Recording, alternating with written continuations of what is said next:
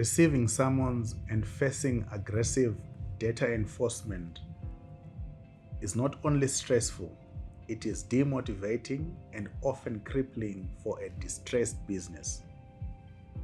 For a company to recover, there must be breathing space, time to rethink operations, and time to restructure. I am Culverwell, and I help SMEs manage restructuring and create the clarity they need to grow with confidence.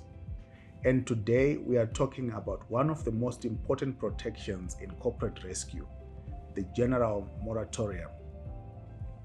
The moratorium kicks in automatically once a company enters corporate rescue. It prohibits any legal proceedings against the company, any enforcement action against the company's assets, and it applies in any forum, courts, arbitration, or civil claims. Legal proceedings here include court applications, summons, arbitrations, or even a petition for liquidation. Enforcement actions include attempts by creditors to execute judgments already obtained. Once rescue begins, those proceedings stop, and any forum means any legal process, civil court, labor arbitration, or statutory tribunal. The timing is critical. Once a resolution for voluntary rescue is filed with the Master of High Court and the Registrar of Companies, or an application for compulsory rescue is lodged with the court, the moratorium takes effect automatically. From that moment, creditors must stand back. The moratorium protects more than the company. It preserves the asset base for restructuring.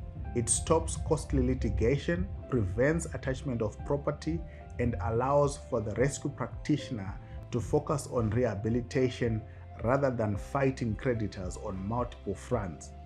Without this protection, meaningful rescue would be impossible.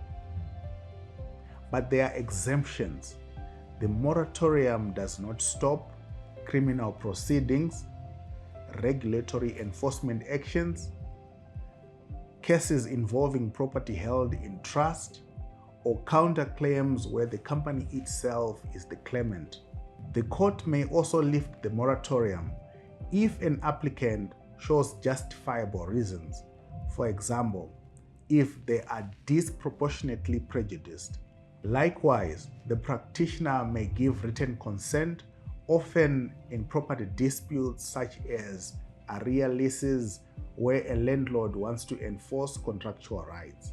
Ultimately, it is the practitioner's duty to ensure the moratorium is used effectively, balancing protection of the company with fairness to creditors. The moratorium is sometimes criticized by being too company-focused.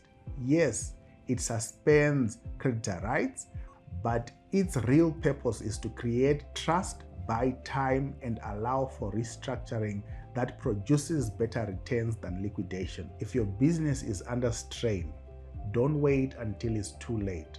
Corporate rescue and the protection of the General Moratorium may be the lifeline your company needs.